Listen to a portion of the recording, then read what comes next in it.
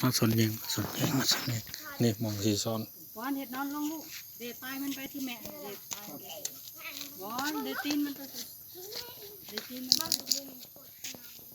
ปลามันอยู่ที่นี่มันพอจะฟ้านะ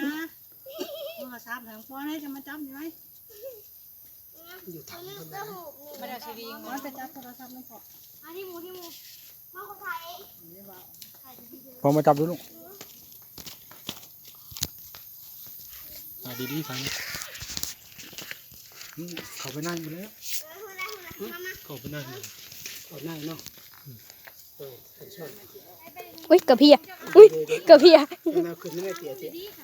ทางเจ้าเอาขึ้นไหมทำไม่ถือแล้วก็เอาขึ้นย่าเมาแบบนั้นบอลมาถ่ายนี่บอลถ่ายยังมาเก็บออกนี่ฉันกายแล้ว เก็บป้าออกปลาน้ำใส่กระคู่ก่อนน้ำจีกับคู่ก็ยังไม่ตายเลยเอามาคู่ขาดบราคาดอกดินอ้าวในกล่องคือโกหน่อยกายคิดว่าเอาใช่โอ้ตัวหนึ่งเดียวเบิ่งกล่องว่าตามันเหี่ยหรือเปล่าคนขายคือน่ะ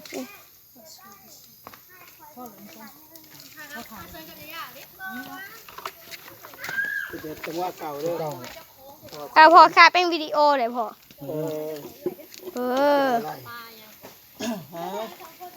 จังหวะเบิ่งปลายังแหละเชิญเลยอย่าห้องมันขายเป็นวิดีโอเลยพอมันคือดำวะต่ำๆนุ้ยก้อนนี้ปลากิดอ่ะ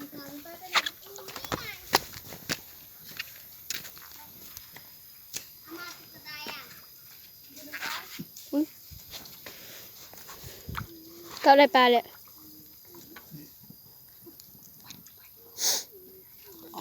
กินบ่เห็นแล้วคอยนั่งอยู่นี่คอยเบิ่งเลี้ยงคู่ไอ้วะนี่ขอช่องซ้ำโตนะปะขอนี่ปลาตัวนี้มันก็บ่เห็นแดนบ้าน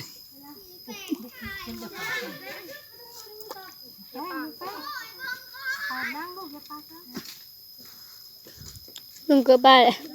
เขามาแล้วก็ออกก้อนนี้เขานาคีเดี๋ยวขี้หัวช้ำนาคีเดี๋ยวพอก ดออกซะบ้างกดออกซะ